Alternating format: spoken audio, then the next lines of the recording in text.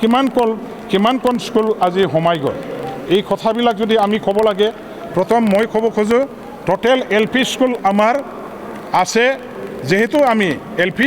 LP ME আৰু হাই school আৰু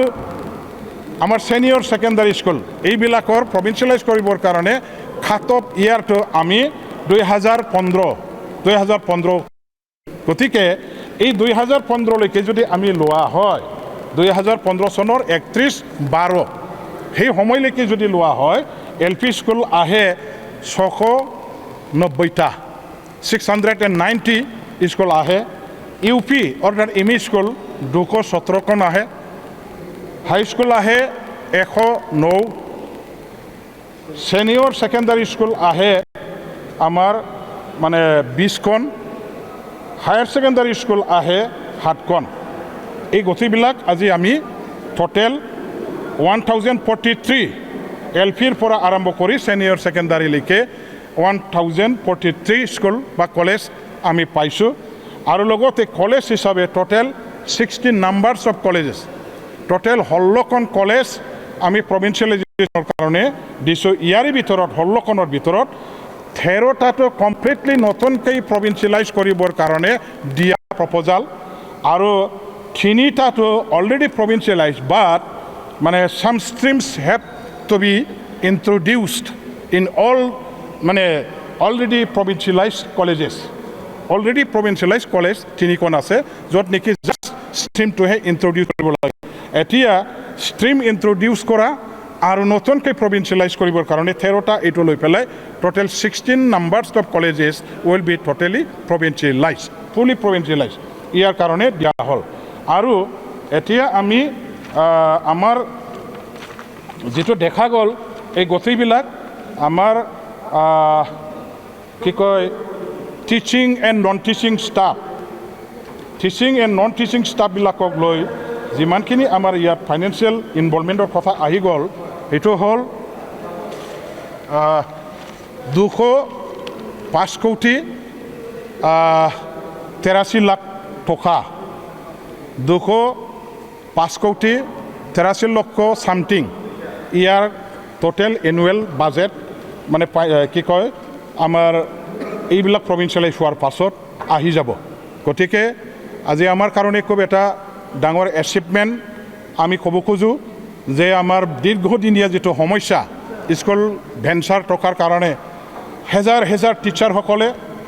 হেজাৰ টিচাৰবিলাকৰ পৰিয়ালবিলাকে আজি বহু বছৰ ধৰি স্কুলবিলাকত কাম কৰি আহি তেখেতসকলে একো মূল্য নোপোৱাকৈ বহুত কষ্টৰ মাজেৰে চলি থাকিব লগা হ'ল আমাৰ ছাত্ৰ ছাত্ৰীসকলক তেওঁলোকৰ জীৱন গঢ়িবৰ কাৰণে নিজৰ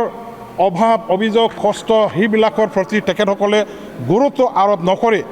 BTC অঞ্চলৰ শিক্ষাটো উন্নতি কৰিবৰ কাৰণে বহু বছৰ ধৰি তেওঁলোকে ছেক্ৰিফাইচ কৰিলে তেওঁলোকৰ ছেক্ৰিফাইচ কৰাৰ প্ৰতি আমি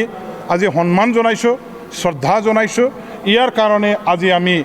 এইসকলৰ প্ৰতি লক্ষ্য ৰাখি আমি এটা আমাৰ পৰা কিবা এটা নিশ্চয় চৰকাৰীভাৱে পদক্ষেপ লোৱাৰ প্ৰয়োজন আছে সেইটো আমি গুৰুত্ব আৰোপ কৰিছোঁ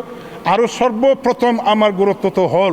যে ছাত্ৰ ছাত্ৰীসকলৰ জীৱনৰ সুৰক্ষা এই ছাত্ৰ ছাত্ৰীসকলক উচিত শিক্ষা প্ৰদান কৰিবৰ কাৰণে শিক্ষা অনুষ্ঠানবিলাকৰ প্ৰয়োজন আমাৰ অঞ্চলত বহু পলমকৈ স্কুল কলেজবিলাক ইষ্টাব্লিছমেণ্ট হৈ গ'ল এই অঞ্চলত দীৰ্ঘদিনীয়া 30-40 বছৰ ধৰি জোৰদাৰভাৱে গণতান্ত্ৰিক অস্ত্ৰধাৰী সংগঠনসমূহৰ বিভিন্ন ধৰণৰ আন্দোলন হৈ থকাৰ কাৰণে আমাৰ স্কুলবিলাকৰ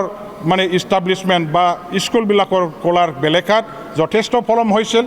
আৰু খোলাৰ পাছতো আছে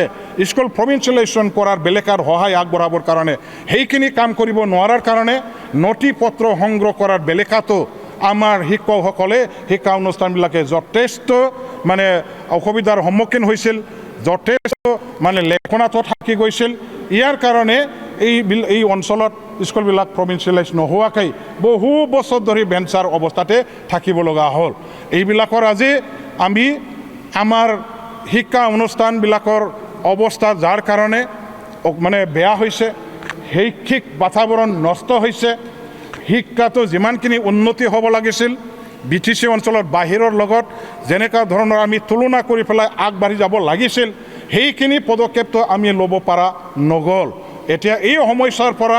আমাৰ ছাত্ৰ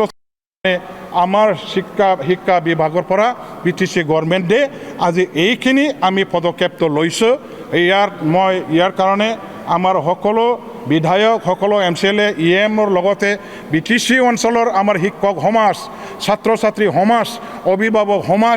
সমাজৰ সকলো জাতীয় দল সংগঠনসমূহৰ পৰা মই সমৰ্থন বিচাৰিছোঁ আৰু অসম চৰকাৰৰ ফালৰ পৰা যিটো আজি আমি বিলখন পাছ কৰি দিলোঁ সেই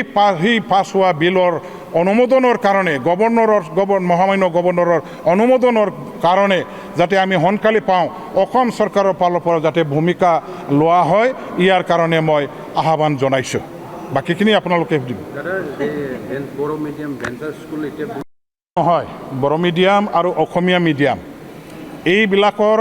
ডাইস্কট মানে অসম চৰকাৰে দিয়া যিটো ডাইস্কট যিটো তেওঁলোকে বান্ধি দিছিলে 2009 and 10 আৰু 2009 and 10ত আমাৰ BTC অঞ্চলৰ ভালেখিনি স্কুলবিলাকৰ প্ৰায়ভাগ স্কুলবিলাকৰ ডাইস্কট নাই যাৰ কাৰণে BTC অঞ্চলৰ স্কুলবিলাকৰ provincialization মানে নোহোৱাকৈ থাকিব লগা হ'ল এই দিকটো চাই মিলি